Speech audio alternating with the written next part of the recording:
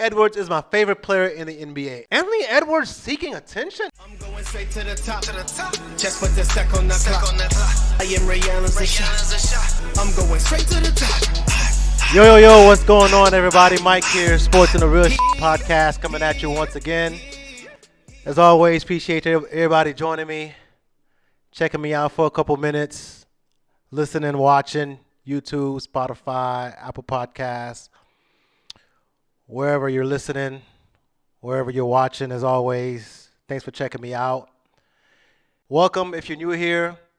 If you're returning, welcome back.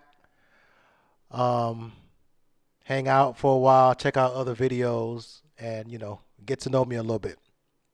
But if you're new here, this is Sports in the Real is the name of the podcast, right? I want to talk about sports, and I want to talk about other topics that are more important. Typically, that's going to be around things to make us better as individuals, as family men, if you have a family, but as men, mostly men is my audience. Of course, I'm sure I have women in my audience as well. But just better people, right? Growing in our careers, personal development, mentally, physically, all that good stuff. That's what I want for us, right? Is you're not just here to, talk about sports or yap about sports, which is fun and great, but to grow as people. Sometimes part of that growth requires some topics and conversations that may be a little bit uncomfortable for people. And I don't mind having uncomfortable conversations, right? A lot of this is by myself, obviously, on this podcast, but with other people as well. I don't mind having uncomfortable, respectful, uncomfortable conversations. That's how you grow. That's how you learn. If you only have conversations, about the things you agree with, that everybody else or that agree with, then, you're not growing. So I hope that even if you don't totally agree with what I say on this podcast, you understand my perspective of where I'm coming from.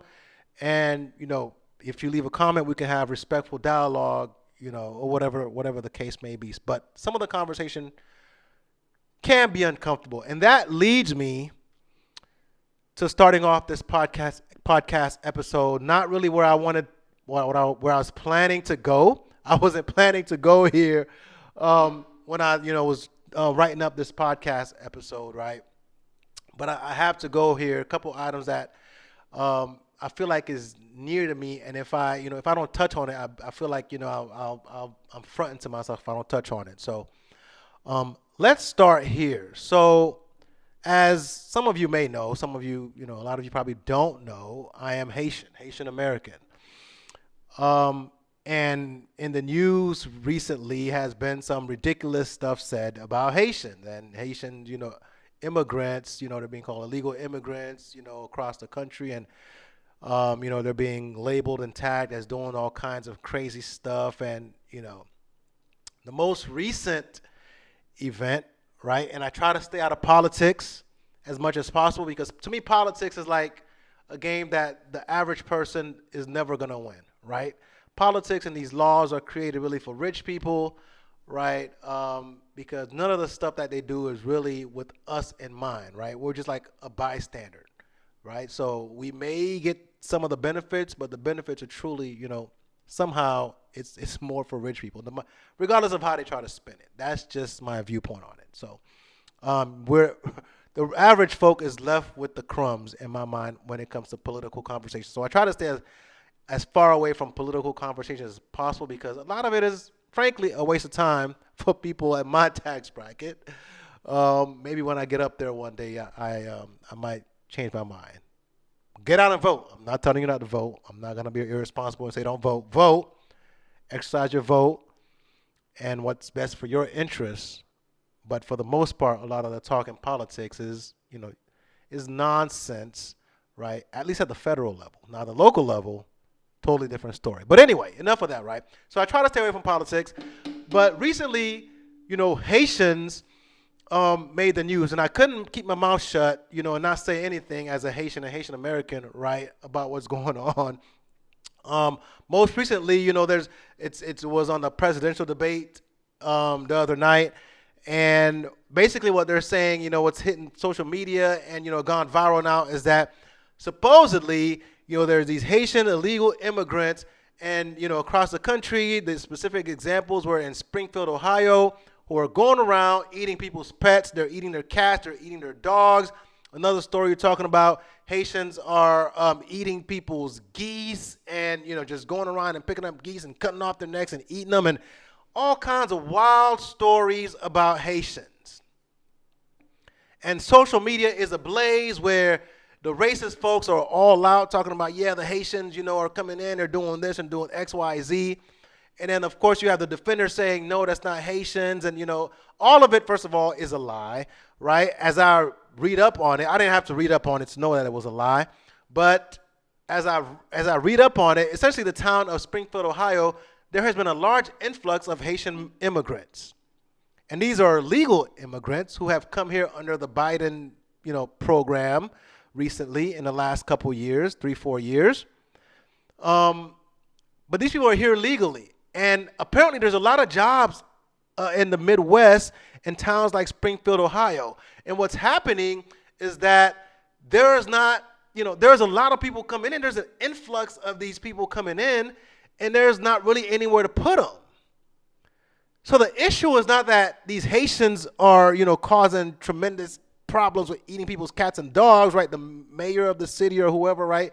The governor has said, that stuff is a lie. It's not true. It's not that the Haitians are coming in and doing all these things and acting up. It's the fact that there's just so many of them. But there's a whole bunch of jobs available, and they're doing these jobs, and they're doing these jobs well. But accommodations like houses and all that stuff is, scarce. And you have a whole bunch of immigrants having to be acclimated to a certain area in I don't know, Springfield, Ohio, but it's probably not used to a ton of Haitians being there. So they're probably having, a reckoning of some sorts with a bunch of new people they're not familiar with, have accents. Many of them may not even speak English that well, right? It's not the best environment right now. So there may be some issues going on. Maybe, housing prices may be going up. I don't know the in and out of all the details. But because of that, conservatives have used this, really Trump supporters have used this to go crazy on Haitians, and Haitians, are eating the people's pets. Haitians eat cats, and Haitians are eating dogs. Haitians are eating the geese without cooking them. They're just chopping their heads off, eating them raw. Like all kinds of wild-ass stories you're hearing online now. And it takes me back about 30-plus years ago, growing up, some of the same stuff was said about Haitians. So if you're younger, right, if you're a younger Haitian, boy, girl, male, female, right, young adult, right, you may not be used to these conversations around Haitians. You're used to seeing Haitians, the rappers and the athletes on TV and, the press secretary. Like if you're a younger Haitian in America, you're used to, Haitians being in the spotlight for mostly, celebrities, right? People know Haitian celebrities. They know the athletes, the NFL players, some NBA players, they're waving flags around, Haitian Flag Day. They know that. They know the press secretary for the president. They know that, right? But those of us who grew up back in the day, 30 plus years ago in the United States, this rhetoric around Haitians eating cats and dogs, that stuff ain't new to us. So it don't bother us. It's not going to get under our skin. We're used to it, bro. And back then, it wasn't on social media where a bunch of faceless, nameless people and bots repeating the same stuff over and over. People on social media now who will never say any of this stuff in your face. Back then, it was classmates. 30 plus years ago, it was classmates. You were sitting in class in school, elementary, middle school, high school, with people picking on you because you were Haitian. And kids were saying stuff like Haitians eat cats. Who knows where they got that from? Their parents. Haitians eat dogs. And Haitians did this. Haitians brought HIV. Back then, it was a whole bunch of stuff. They were saying Haitians started HIV back then, 30 plus years ago. So imagine sitting in class trying to focus and all the jokes on you because you're Haitian, you started HIV and AIDS. Haiti is where HIV and AIDS started. We heard it all already. All of these jokes aren't nothing new. So when I hear Donald Trump and all these people and his minions repeating this stuff, it doesn't get under my skin because we heard it already. Now, for the younger folks who aren't used to this rhetoric, it ain't nothing to get too upset over. It's just our turn in the political cycle, and in a couple months it'll all be over. Back then, 30 plus years ago, you heard it for weeks and months and years on end. And young Haitian kids had to sit there and take it or fight or tell the parents, but most of the time their parents had just came to the States. Their parents weren't really going to do anything like that. So you had to handle it yourself. Either ignore it, go into depression, keep your head down and get your work done in school, right? Like all these kids who have grown up to be engineers and doctors and architects and lawyers, like Haitian kids, like we overcame a whole bunch of crap in school with people bothering us. A lot of cats fought. A lot of cats fought every day. Some cats are probably sitting in jail still for retaliating for getting picked on in school. No doubt about it. So Haitians have gone through this before, man. So imagine nowadays, on top of them telling us, saying that Haitians are eating cats and dogs and people's pets and everything like that. On top of that, they're saying Haitians started COVID. Thank God they already put COVID on somebody else. They already put COVID on somebody else. They can't say Haitians started COVID. But back then they were saying not on top of us eating all these things, they were saying we started AIDS. AIDS came from Haiti. So as a young Haitian person, you either fought every day or kept your head down or something. There was no way around it. And they were live and in person. And these kids were getting it from their parents. The ignorance wasn't just with the kids, it was from the parents. Like if you went with your parents to the store, you would observe grown adult American folks disrespecting Haitian people, saying some of the most meanest and rudest things.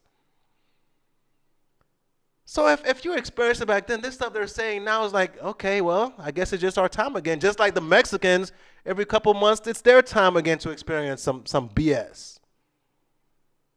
We just deal with it. Okay, it's our time, whatever. Hopefully there's nobody in your circle saying that BS. And that's the thing about nowadays. People are so comfortable saying things online, they would never say it in person. Bunch of bots and, people hiding behind fake accounts, hiding behind burners. They'll never say that stuff in person because they know what'll happen if they do. So now that generation has passed, a couple of generations have passed, where Haitians, for the most part, are, we know the Haitian celebrities. We know the NFL players, from Haiti or of Haitian heritage. We know those guys, and they're pretty damn good football players. We know the guys of Haitian heritage who played in the NBA. We know the actors and actresses. We know Garcelle. We know these people of Haitian heritage on TV, comedians, making people laugh. You see the TikToks making people laugh. You see Karine, the press secretary, like taking answers, taking questions. But back then we didn't have any of that. There was no representation. There was nobody to support us. 30 years ago, there was nobody saying, hey man, don't pick on these guys. We had to fend for ourselves one way or another. One way or another, you had to deal with being Haitian on your own. You figured it out. You either boxed every day, fought every day, got your retaliation somehow every day. And I know people, and I say every day, I mean every day. I know people who fought every day, literally every day. Got suspended, get expelled, come back, and same old thing every day. Or somehow you made friends, you kept your head down, you got your work done, and you overcame that stuff. But some people I'm sure were depressed through it all. People living in South Florida, in Central Florida, Orlando area, Miami, Fort Lauderdale, that junk wasn't sweet. People up north, Boston, New York, that junk wasn't sweet. And I've talked about this before in this podcast. And it wasn't always white folks doing it either. That was the hurtful thing. So we overcame. So this stuff here is nothing. If you're a youngster, you haven't experienced this before, it'll pass. Like I said, a couple months from now, election's over, ain't nobody gonna be talking about it. But that's how it was. And we just got over it. Thankfully, thank God our parents didn't have the money, weren't able to afford to buy us AR-15s for our birthdays. Or else some of us might have done some things that other folks have done. If you get what I mean.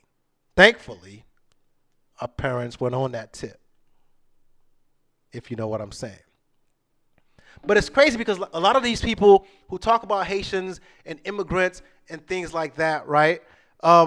These are the same people who go on mission trips to Haiti. So they'll sit there behind their screen and say, hey, these Haitians, they're this and that, and they're dirty people, and they have these diseases, and they're destroying our country. And these are the same Christian in quotes, folks, who are going to Haiti on mission trips. I don't get that, right? So they do all these things, they're going to, it's like a vacation for them. They're going to visit Haiti. They're not there to help in any way, to truly help. So they're going on these mission trips to Haiti and all these other countries where they don't like the immigrants, and these immigrants, they don't want them, in their country. They're dirty, they're this and that, but they want to go to this. No, you don't really want to go help. You're just going on a vacation, man. You're on a paid vacation by your church. Then you got a nerve to sit there and claim yourself to be a Christian, Christian, and Jesus is saying, when I was clothed and when I was naked, you clothed me. When I was homeless, you didn't shelter me. All these things and that. Like, not only are you not clothing the homeless, the person with no clothes on, you're not sheltering the homeless, you're not providing food, but you're also saying, hey man, you're stealing my pets and you're eating it. So you're not providing Jesus any food at all, Christian. You're not providing Jesus food. Instead, you're telling Jesus, hey man, you're actually stealing my cat and my dog to eat it. You're lying on Jesus. You're making up lies on Jesus like you're lying on these Haitian immigrants. They're not illegal immigrants, from what I'm hearing. They're here legally under the Biden program. But they're being called illegal, and they're being lumped in with other illegal immigrants coming across the border only to push a narrative. So for those of us who've been here a long time, it's, okay, we've heard it before. And it was worse then. It's funny and crazy hearing it now from the mouth of somebody who's trying to run for president, no doubt about it. But he's a lunatic anyway, so he'll say anything for votes. Now, what's crazy is that some of our parents, some of our older parents and grandparents will still vote for this clown regardless of what he says about Haitians. Now, that right there is a whole different problem. Is illegal immigration a problem? Sure it is. That we got to get a hold of. But if people do their homework and research, not just about Haitians, but illegal, like people don't understand why people immigrate to other countries. Nobody wants to leave their home country and come to a country that don't speak the language they speak, come to a country where they're getting embarrassed every day, where they're treated like worse than human feces. Nobody wants to do that willfully, man. People are leaving Haiti and they're leaving Venezuela and they're leaving all these countries because these countries have been overrun by corrupt governments. And a lot of times, these corrupt governments are sponsored by the U.S. They're backed by the U.S. So if you want Haitians to go back to Haiti and fix the country, and you want Venezuelans and Mexicans, tell the U.S. to take their foot off of people's necks, man. Tell the U.S. to back out of Haitian politics, and Canada and the west of the Western Europe to back out of Haitian politics. So it's not that Haiti can't run itself and the Haitians can't run themselves. The people have to leave because for a country that's supposed to be the poorest nation in the Western Hemisphere, there's hell of a lot of guns there. Who's providing the guns to the people on the streets? Who's backing these corrupt governments and these corrupt movements? So nobody signs up and says one day they just want to pick up and go and so they can go have their dignity taken away from them, man. Nobody wants to leave their country where one day they may be middle class, maybe slightly lower class, to another day they're like worse than lower class and they're working their ass off for pennies on the dollar in the United States and being yelled at and taken advantage of and being made fun of. Nobody signs up for that willfully. So before you make fun of these immigrants, whether illegal or not, ask yourself, why would someone willfully do that? What would cause someone to get up out of the comfort of their home, where they're, somewhat living an okay life, supposedly, to come here? It's because they're not living an okay life. It's because things are so bad there that they'd rather get embarrassed. They'd rather run the risk of getting embarrassed than to stay where they are. Why? Because there are factors at play that are keeping countries like Haiti from progressing into the 21st century. Look that up if you have time. Ask somebody if you have time.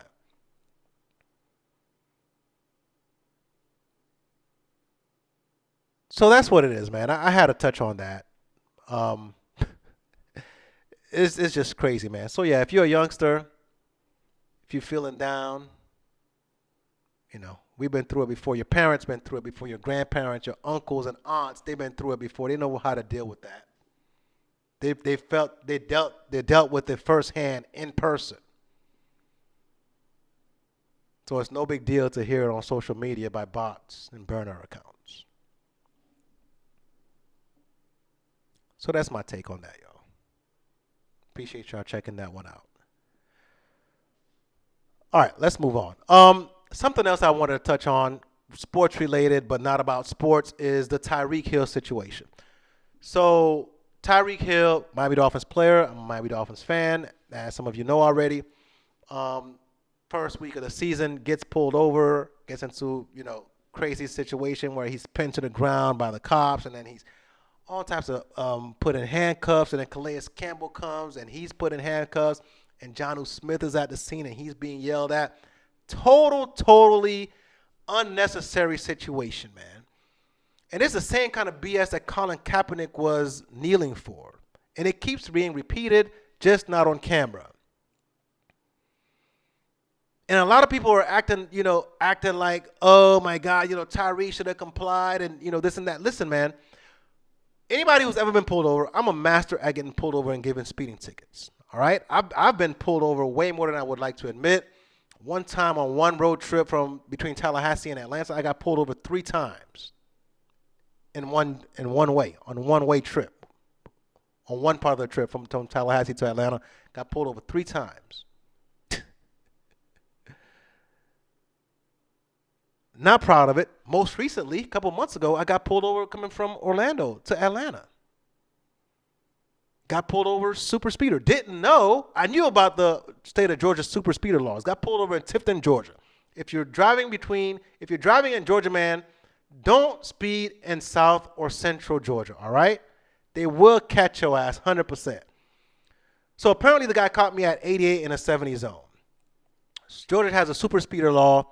He gave me like a $250 ticket or something like that. And in the state of Georgia, on top of that, right, a month or so later sends me another bill for another $250. So I ended up paying like $500, something like that, for being a super speeder. But when you get pulled over for speeding, that check is the most annoying thing in the world. Like, you are annoyed when you get pulled over for speeding, man. And you're not in the greatest mood. You're not in the mood to be chummy, and some people are, because some people try to manipulate the cop. Most people, at least myself, right, it's just give me the damn ticket, let me go.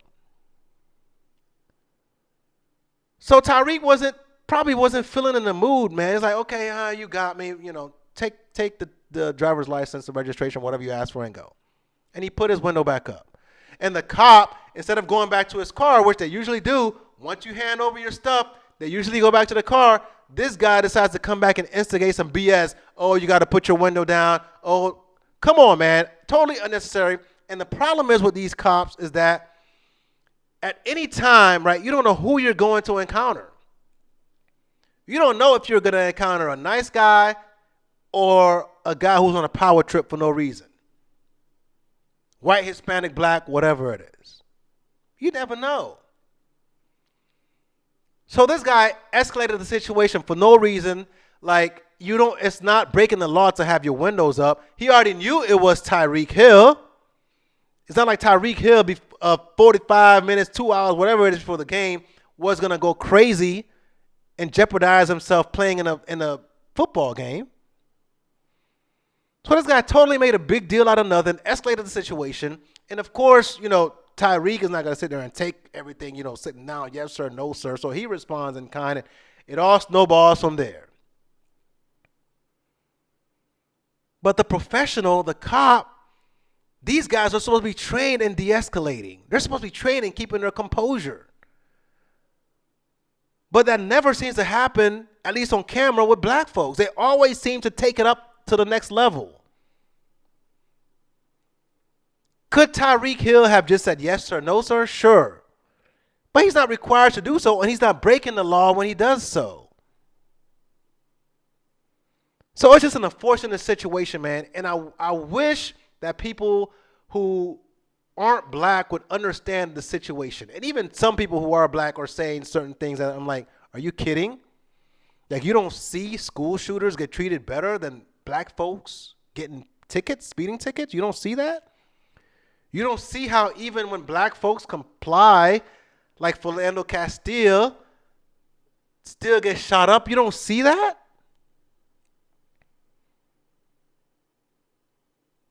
So to me, it's just ridiculous, and it's a crazy and a sad situation. All I will say, here's what I will say about the Tyreek situation, man. If you're not Tyreek, it's probably best to go the no sir, yes sir route. I know it sounds bad. It sounds weak. You don't want to do it.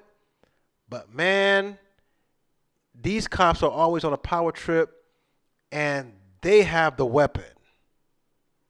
And they get to shoot you and get paid vacation. So Tyreek gets pinned to the ground for no reason. You act that way, you might get shot up for no reason. So in no way I'm saying Tyreek was wrong. But what I am saying is it's better to side on go on the side of caution, to be on the side of the caution, than to try to plead your case then and there. Because these fools are looking for a reason to put a cap on a black man's ass. Or a black woman, as we've seen. They don't care. So it's better we just take it easy. It might be, they might be yelling for no reason. But it's better to take it then, because even on camera, these jokers are willing to pull some bullshit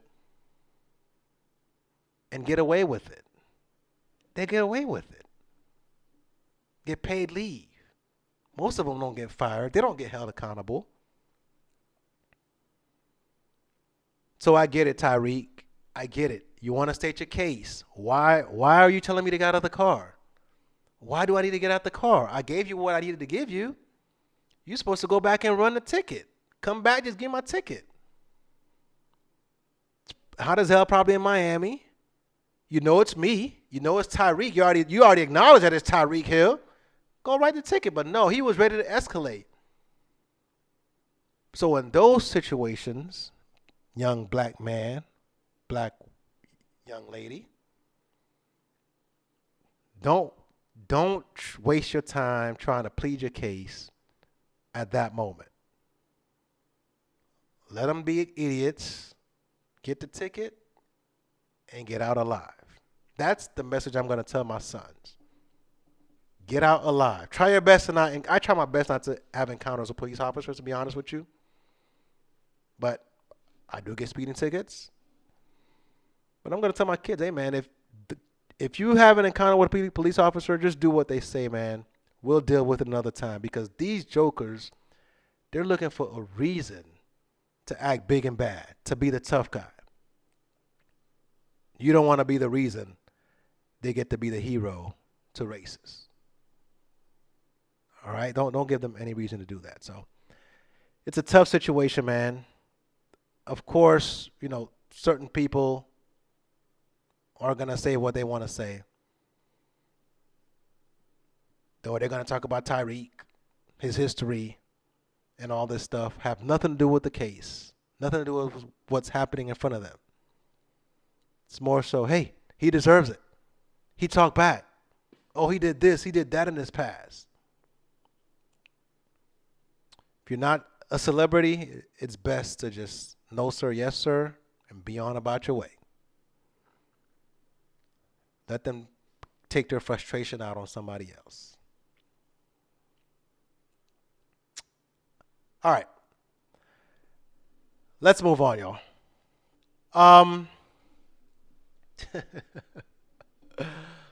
I've been wanting to talk about this for a couple of weeks now, so I need to let something out. Anthony Edwards is my favorite player in the NBA, and I've talked about him in a couple episodes. I dedicated a whole episode to Anthony Edwards, man. He's fun to watch. He has an old school mentality, two-way player. Sky's the limit for this dude. I think he has a chance to be the best player in the NBA in 2 years. Literally, Anthony Edwards to me has a chance to be the best player in the NBA in about 2 years. He has a chance to be a world champion soon. MVP, like he has a chance, like the world is Anthony Edwards, is at his feet if he wants it, if he puts in the work. But I got to say, man, the comment Anthony Edwards made a little while ago, this brother is Anthony Edwards seeking attention? It seems like to me Anthony Edwards has been hanging out with Noah Lyles, Adidas athlete, who didn't want to go to Anthony Edwards' party. But I feel like they must have linked up because that comment by Anthony Edwards is one of a person who's seeking attention. Oh, I didn't really watch back then, but Michael Jordan is the only one with skill. So you didn't really watch, but Michael Jordan's the only one with skill. How does that make sense, Ant-Man? I love the guy, but how the hell does that make sense? I didn't really watch, but Michael Jordan to me was the only one with skill. And the truth is, he's not the only one of these new generation dudes, whether in the NBA or outside the NBA, who feel like the NBA just now started getting players with skill. Are you kidding? You don't know what basketball skill is. And the reason you could say that is because this generation only thinks skill is handles, and by handles it's can I dribble 30 times and take a 5-step back three, or just three-point shooting, open three-point shooting. That's what this new generation thinks is skill now, is how many times you can dribble the ball and shoot, and can you make three-pointers. So they feel that is better than the skills that people back in the day in the 90s possessed. Meanwhile, nobody currently can hit a midi for nothing except for a couple cats. There's less than 5 big men who could actually put a post move together and not travel. Nobody knows how to set a pick. And by the way, that's not me saying it. NBA coaches have said current players don't know how to set picks. Setting a pick and getting someone else open on a basketball court is a skill. Knowing when to cut is a skill. Knowing when to pass the ball is a skill. A lot of people pass the ball, but they don't know when to pass the ball. They dribble too much, and by the time they pass the ball, you're out your rhythm. Happens all the time. Whether you're playing pickup ball or in the NBA, I see it all the time. You don't know knowing when to pass the ball is a skill. So there were skills that people possessed back in the day that just didn't make it over right now. So when you talk about skills right now, it's not that it's more skilled. There's definitely more athleticism across the board. There's more athleticism. There is more, top to bottom athletes in the league. There's still, back then, there was still the Dominique Wilkinses. There's still nobody in the current NBA doing Dominique Wilkins in-game dunks. There's still nobody doing Michael Jordan in-game stuff. There isn't. So those guys were top flight athletes. Clyde Drexler gliding through the air. But from top to bottom, the athleticism in the NBA has increased for sure. And if you want to talk about ball handling, it has increased. Part of it is because the rules allow it to now. Now you can actually dribble the ball and carry and nobody's calling anything. Carrying like this wasn't allowed back in the 90s. Go watch some tape of the 90s. You will see how dudes had to dribble. Any little thing, your hand is nearly the bottom of the ball, you were getting called for it. So the reason why you could do all these handles now is the rules allow for it. Plus, nobody can hand check you. Plus, the coaches now allow it. Coaches back then were going to sit there and watch you dribble 30 times. Your teammates wasn't going to sit there and watch you dribble 30 times and then take a step back three, a tough shot. It wasn't going to happen. You were going to get called out for it either by the coach or by your teammates. The rules wouldn't let you do all that shaking and baking because somebody was hand checking you. Or you were getting called for palming the ball. All of these things which are no longer rules in the rule book in the NBA. So what's actually happened in the current NBA is not that, dudes are so much more skilled, because there's, like I said, there's a lot of skills that are no longer there anymore. It's not that there's so much more skilled, it's that the skills have transferred. So a lot more people are shooting threes. Why? Because the rules and the way the game is played now is you got to shoot the three ball. But none of the big men outside of like 5 people can actually put a post move on somebody down low and score a bucket without traveling. Like, that is a skill as a big man to be able to use your height in the paint. That's a skill. Being able to cut at the right time and pass at the right time instead of pick and get your teammate open, like, that's a skill. So what happens today is guys are much better as ISO scorers. So that's the skill. That's what the younger generation is confusing as skill, is that dudes are a lot better as ISO scorers now because they could dribble and shake and shoot tough shots. They consider that better players, more skillful players. No, you have a different skill because there's a lot more skill to basketball than ISO scoring. So despite all the dribbling and all this stuff, there is very little imagination in guard play today. Meaning you don't see like all this fancy dribbling. There is not a single person right now who is as imaginative as somebody like Jason Williams, White Chocolate. Ain't nobody really as imaginative as a PG as a Jason Kidd. Like guys who knew how to set the table, a Steve Nash. Like these guys knew how to run the point. Even like a Chris Paul is, once he retires, like that position is extinct. Essentially, the NBA now is a bunch of wings. There's short wings and taller wings and taller wings. Very few post players. Jokic, Embiid, Sengun in Houston, maybe AD sometimes. Very, very few post players and very, very few PGs who actually know how to set the table. Everybody is an ISO scorer now. So now you're either a short wing or a tall wing. Short ball handler, tall ball handler. That's essentially it. Or you spot up and shoot three-pointers. There's no diversity in play anymore.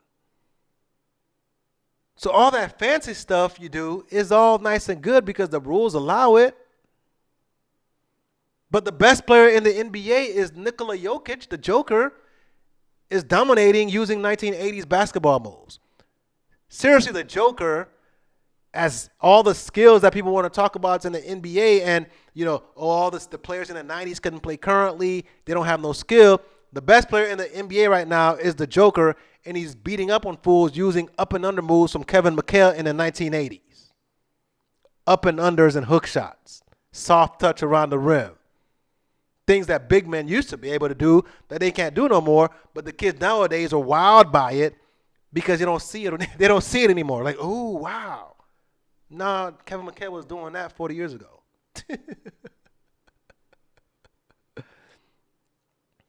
So that's what it is. It's ISO scoring and a lot of dribbling. And they're like, oh, that's more skillful than back in the day. No, there's way more skill to it. The mid-range jumper is essentially gone outside of a few cats in the NBA. Hardly anybody can hit a 1-2 dribble pull-up now, right? You got KD and some of these guys who can do that. Everybody's just taking step backs. But nobody can hit a mid-range jump shot. Nobody has post footwork. So you're not more skilled. You're just differently skilled. The NBA now is differently skilled. It's not more skilled. But the 90s guys could shoot threes too. If you really want to talk about it, somebody like Glenn Rice would light it up today. Glenn Rice would be a max player today with his shooting ability and scoring ability. Dennis Scott would be making hella money today getting to shoot 10 threes a game. Chris Mullin, for people who don't know Chris Mullin, Google Chris Mullin and the Golden State Warriors in the late 80s, early 90s. This brother was a nasty scorer, lefty, shot 38% from three, one of the sweetest strokes ever, straight baller. Like Chris Mullin nowadays would be handing out easy buckets. Not only could he shoot the wide open three, but he could take you off the dribble. He could pull up, like complete offensive game. I'm thinking of somebody like Tracy Murray, who back then was like a role player, would be like, you give Tracy Murray 10, 12 guaranteed threes a game, he's drilling them. Like these guys were shooting 40+%. Steph Curry's dad, Del Curry, is one of the best three-point shooters ever, regardless of generation. Del Curry, to me, has the quickest release in the NBA has ever seen.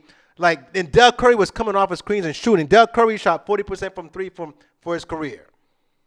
If you tell Del Curry, hey, man, you get to take 10 threes a game, all you got to do is stand in the corner. It's going to be kicked out to you after a pick and roll. Del Curry might shoot 80% from threes. Like, if Del Curry played today, we'll be talking about him and Steph as the two best shooters in the league. Like father-son combo. Del Curry shooting wide open threes is probably, from the corner, is probably nailing like 8 out of 10 threes. Like he's shooting 80%. Del Curry right now in today's NBA is the best shooter in the league, including Steph.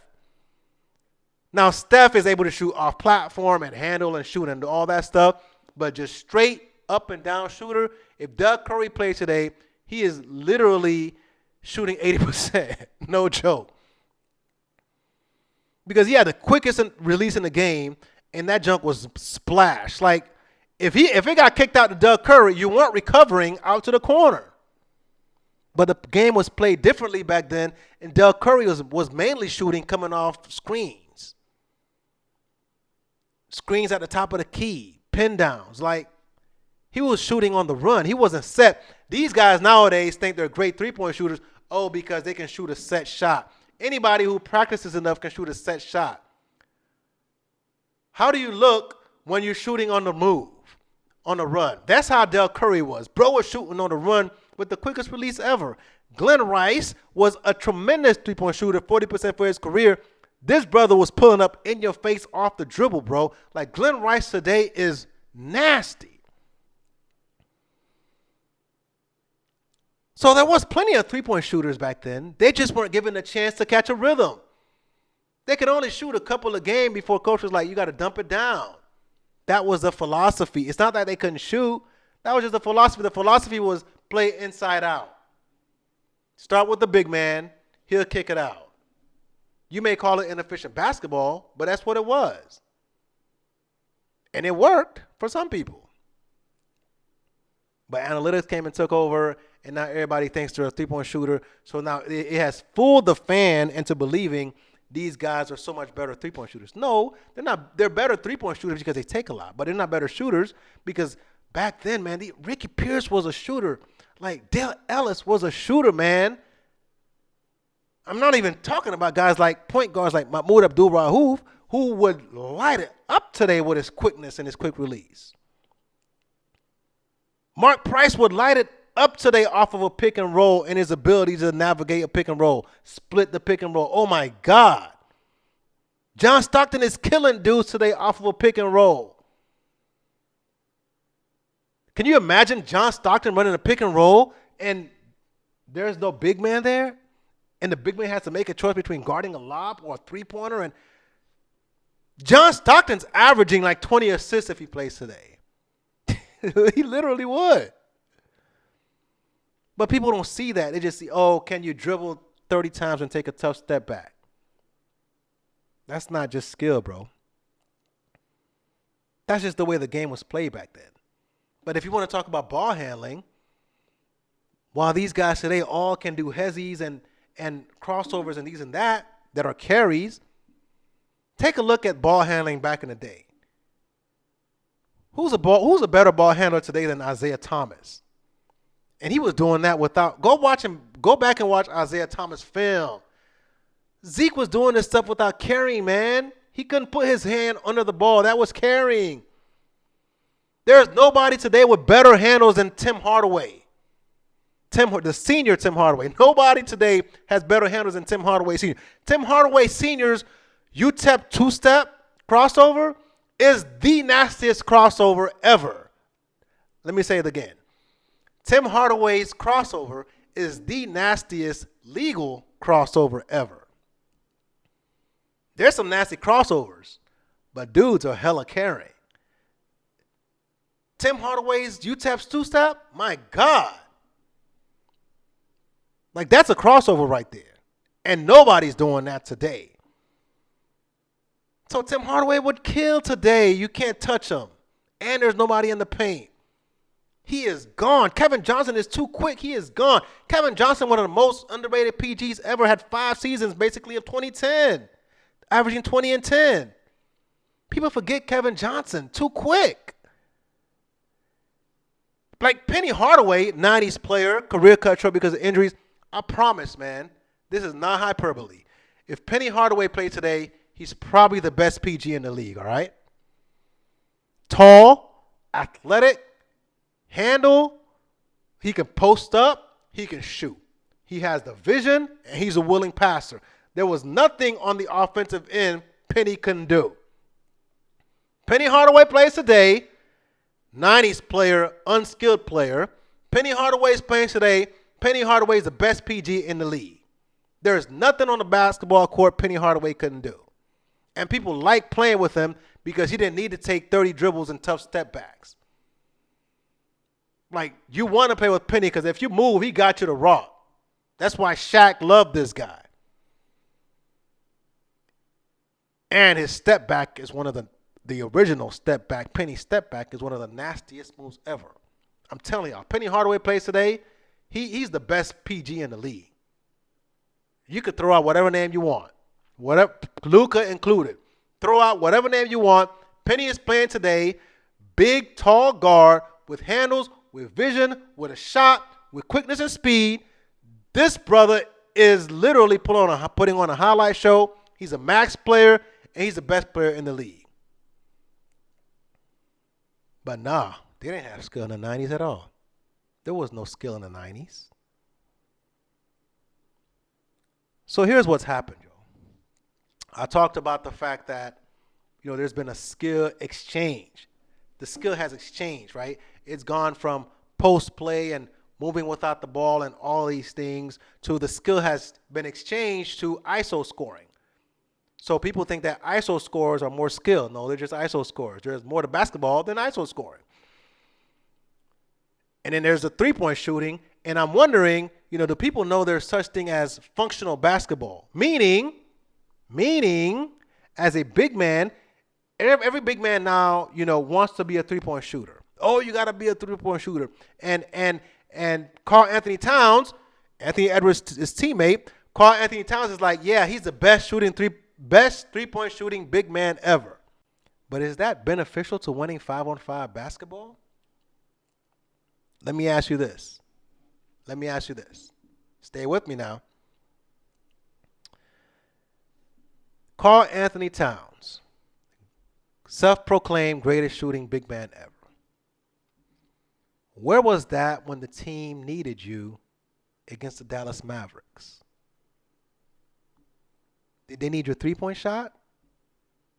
Or did they need you in the down low getting buckets, banging down low and moving dudes out the way? So this is the part about basketball that the youngsters miss. And because everybody can shoot threes and all the big men are shooting threes, they assume they're better basketball players. No, there's functional basketball and there's winning basketball. Is the skill that you have actually helping your team win? As a big man, is you shooting threes actually helping you win? Or is it more beneficial to your team if you can actually go down low and move some dudes out of the way? Example, Patrick Ewing is probably somebody young kids will look at today and say Patrick Ewing wasn't that skilled. Patrick Ewing didn't shoot threes. He probably has less than 10 3-point shots made in his career. Patrick Ewing didn't have handles. But I promise you, if Patrick Ewing played for the Minnesota Timberwolves this year's playoffs, they're beating the Dallas Mavericks.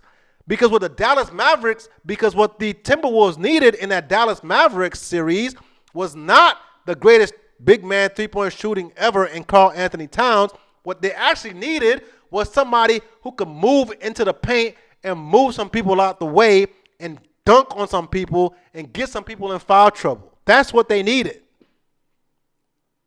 So while Karl Anthony Towns is a great three-point shooter, he was being guarded in the paint by somebody like P.J. Washington. And he was guarded in the paint by his stick figure in Derek Lively.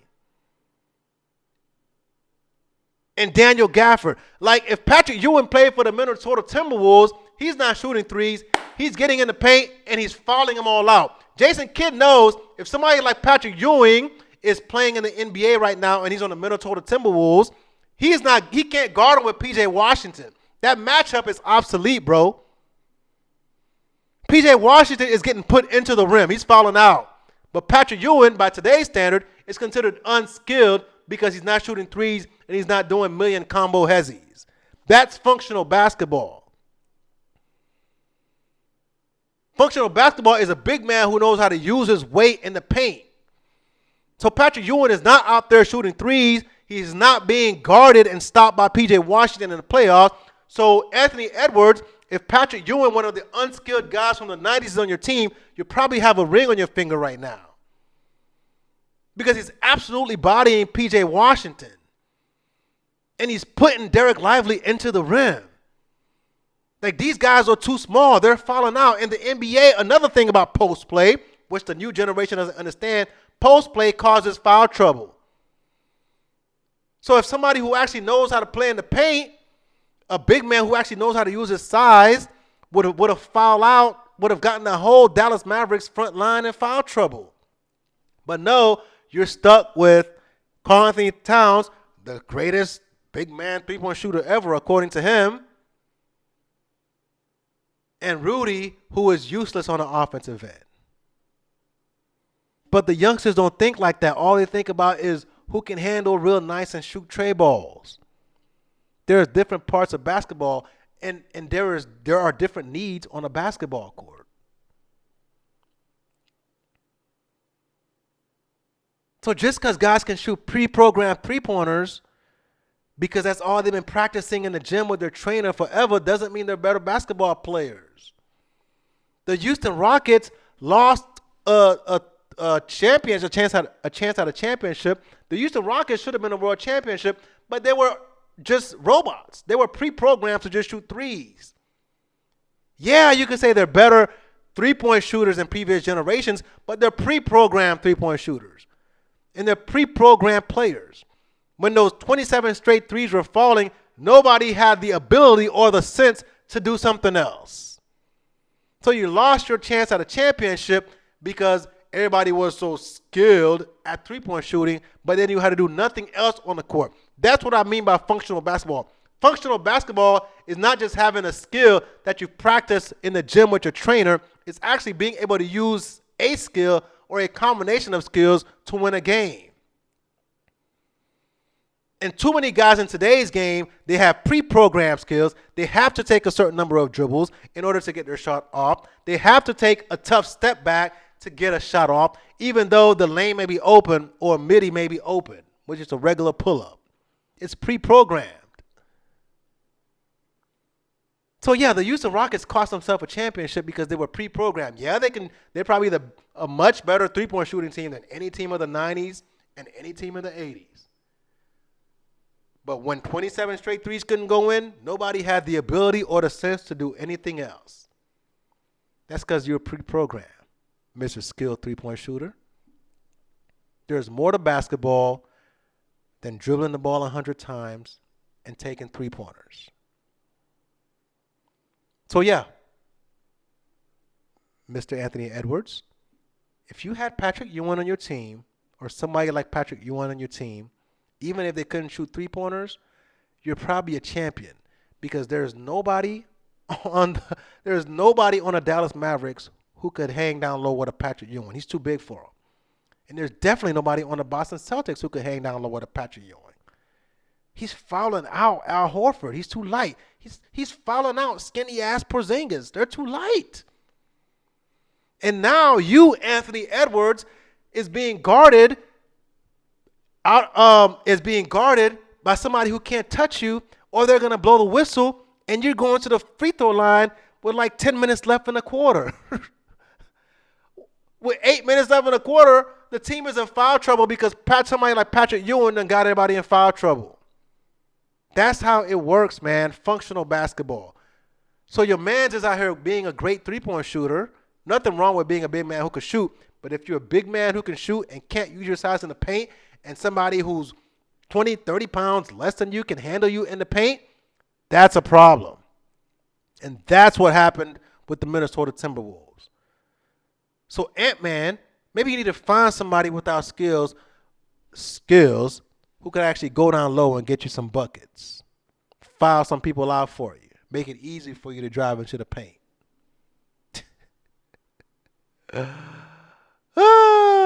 This is a fun conversation, man. So yeah.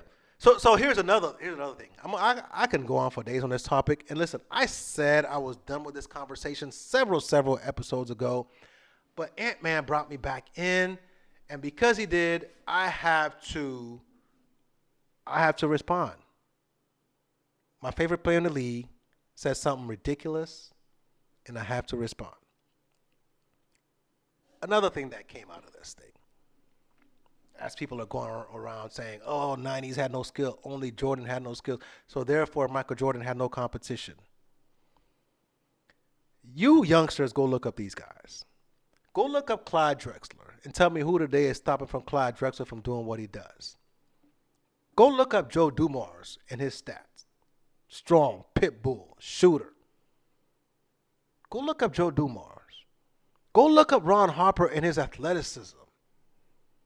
Go look up Latrell Sprewell, his quickness, his athleticism, his strength. These guys weren't three-point shooters at all. Well, Joe Dumars was. But they would hand out buckets. Say who would stop these guys today? Like Latrell Sprewell was nasty, man. Ron Harper was nasty. Like people think of the Chicago Bulls Ron Harper after the injury. Nah, pre-injury Ron Harper was one of the best two guards the game has ever seen, man. I'm talking about all time. The brother was sick, in your face. Like Mitch Richmond was a pit bull, man. He was too damn strong. He had the J work, the post work, the handles. Like Mitch Richmond today is probably a max player or max wing player. Because he's averaging 25 easy. Like it's easy work, easy money. Allen Houston, one of the sweetest strokes ever. Like Allen Houston was just a bucket getter, bro.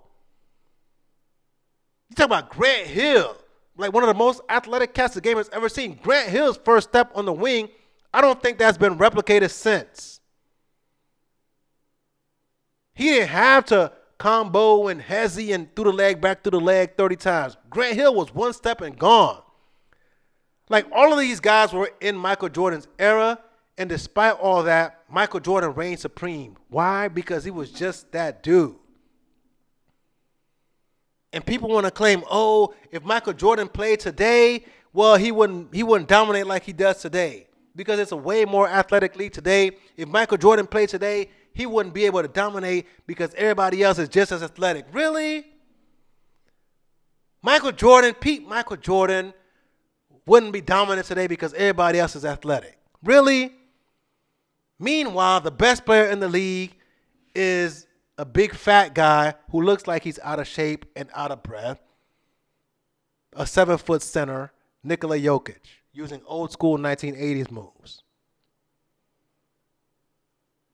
The second best player is another fat guy who doesn't look out of shape, who is out of shape, who has no desire to play defense.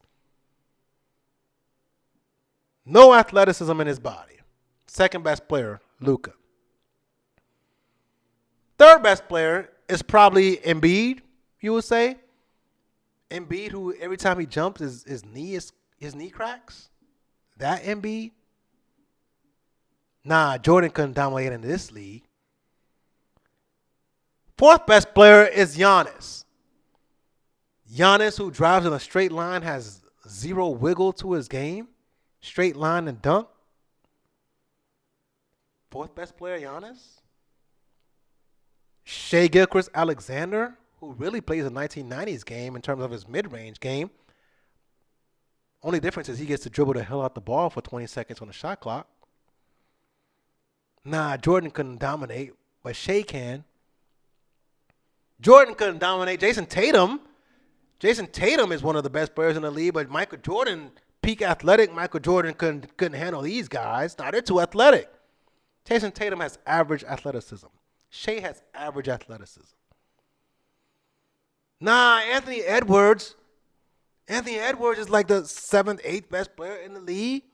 Jordan couldn't dominate. Look at Anthony Edwards. Jordan couldn't dominate. Look at Bron. 50-year-old Bron.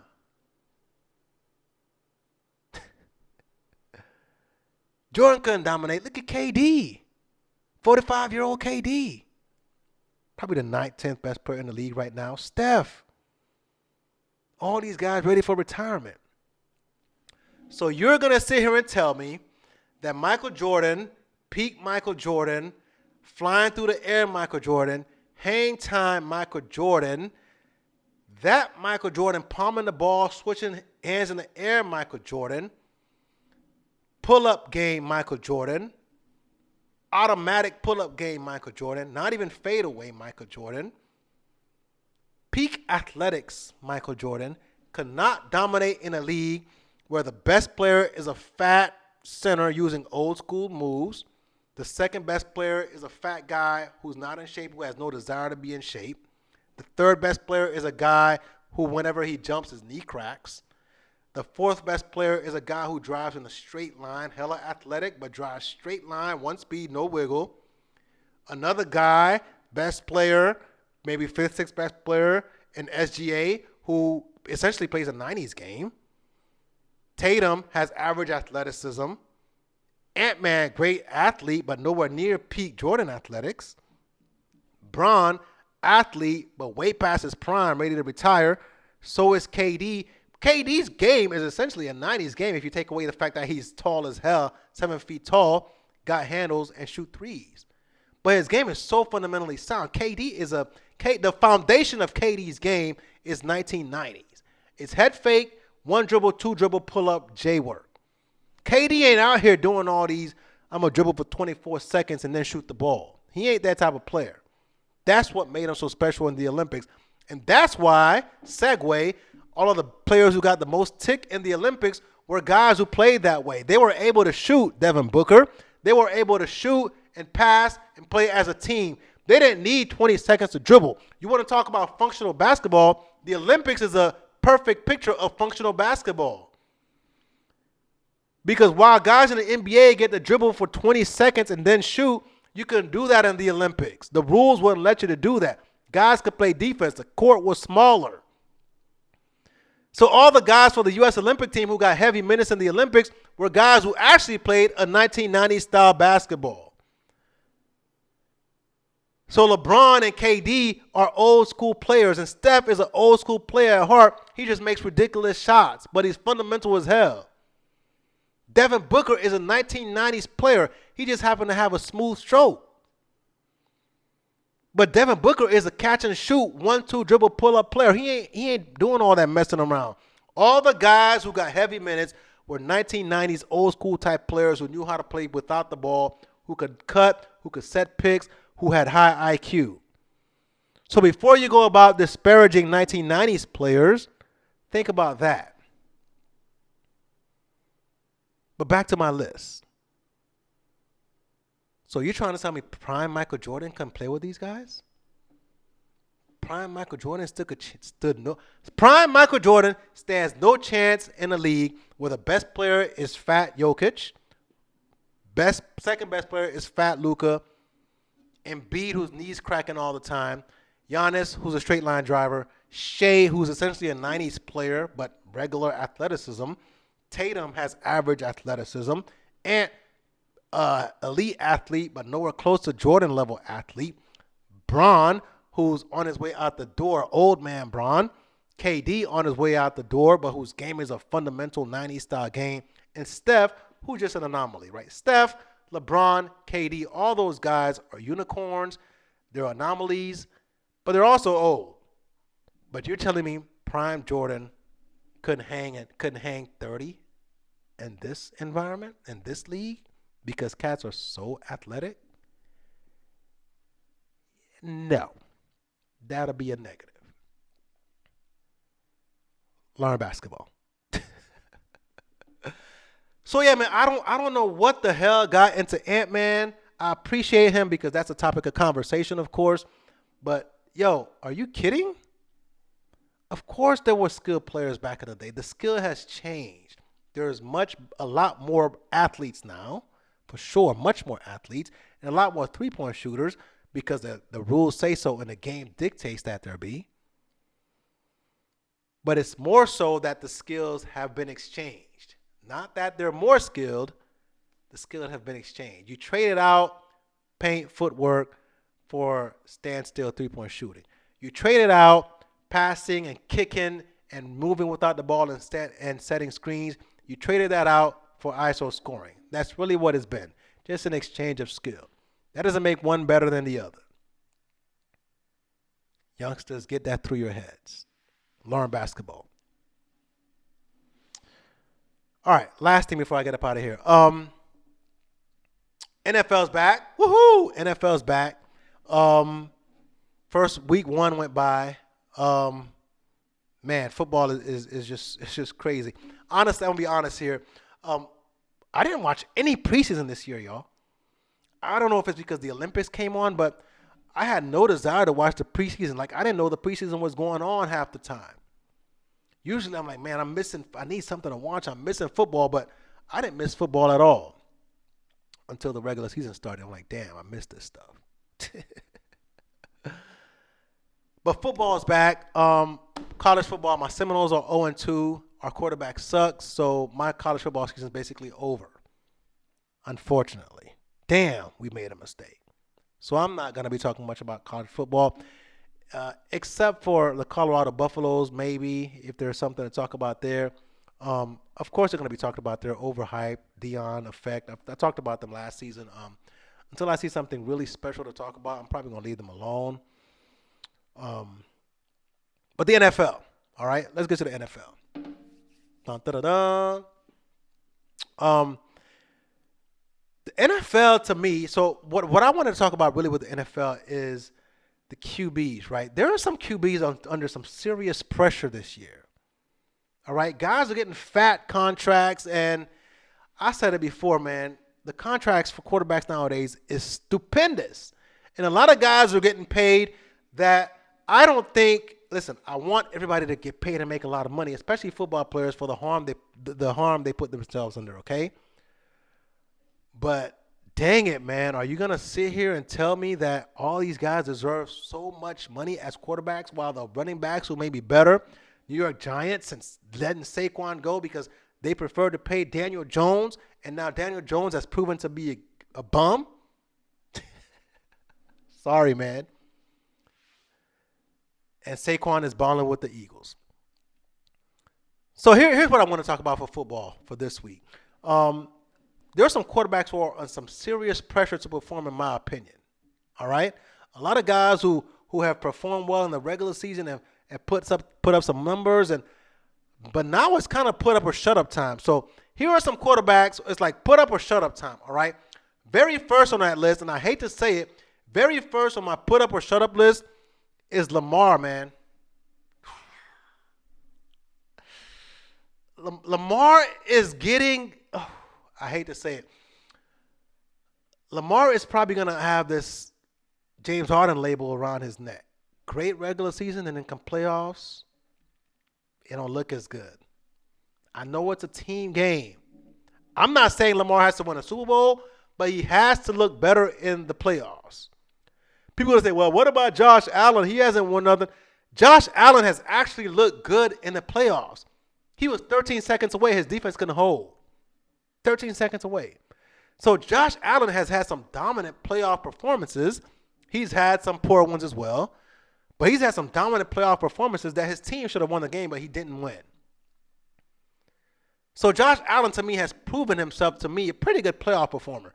But Lamar, man, he's unstoppable in the regular season, but come playoff time, it's ooh and ah, and we can't make any more excuses for Lamar, man. I love the guy, rooting for him.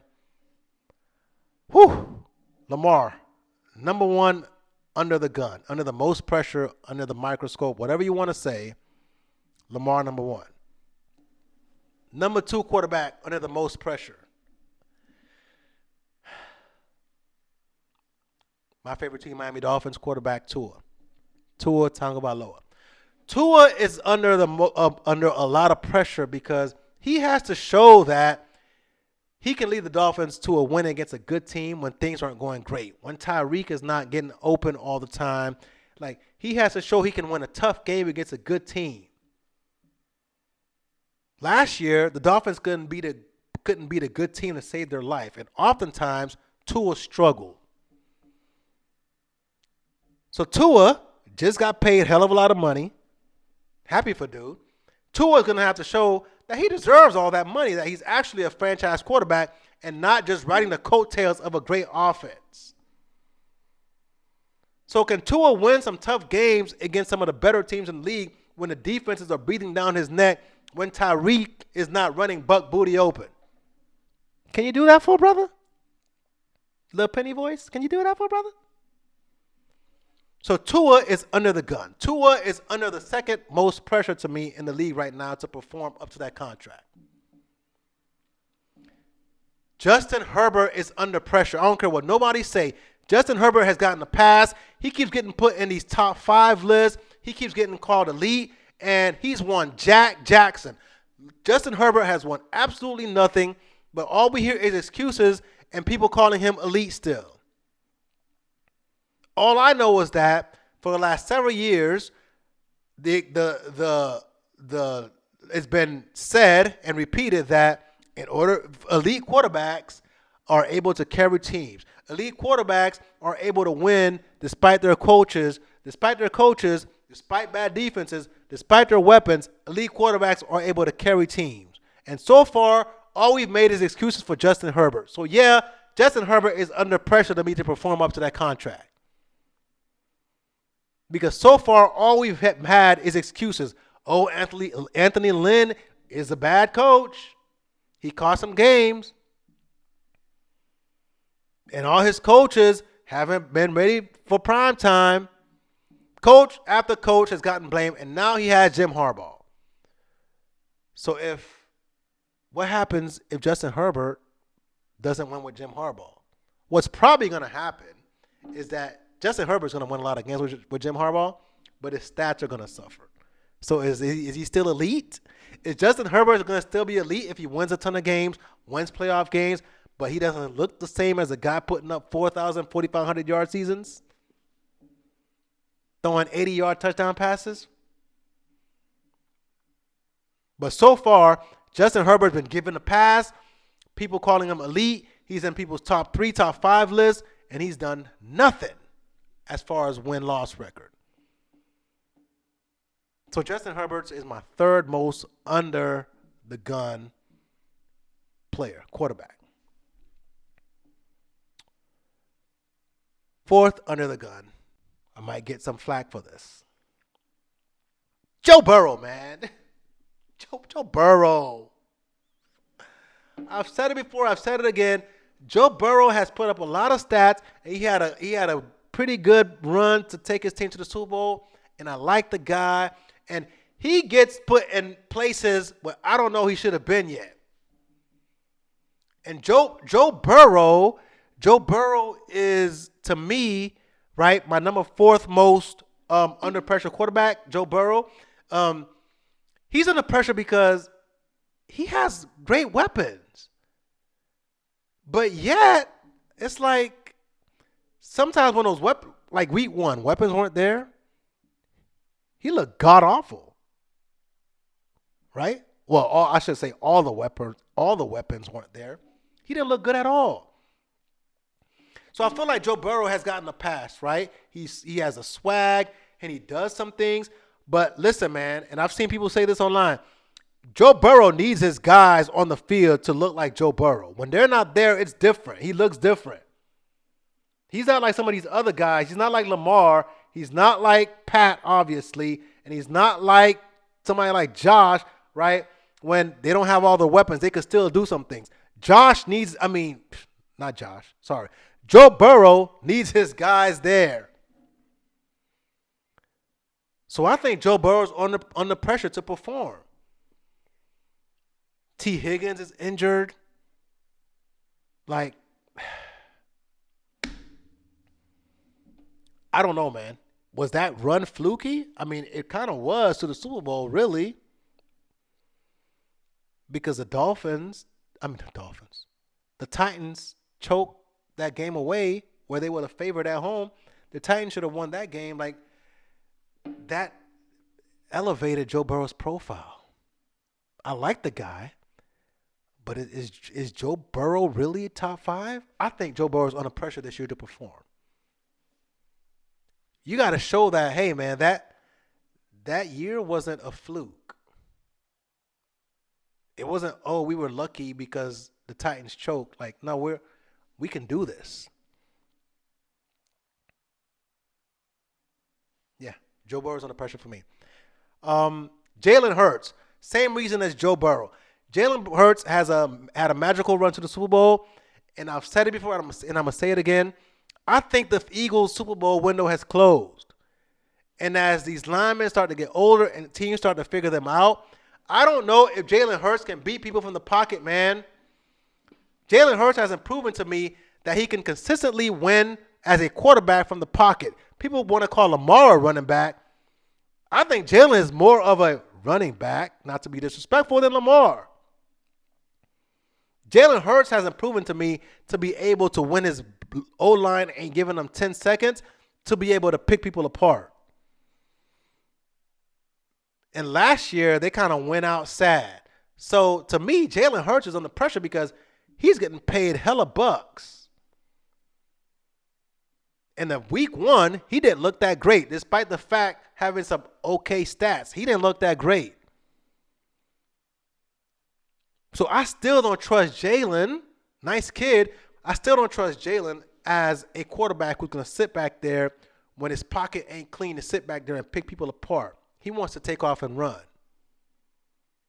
So I think he's under pressure to kind of show what he's got, to show that he can be a truly elite QB and not a running back, end quotes.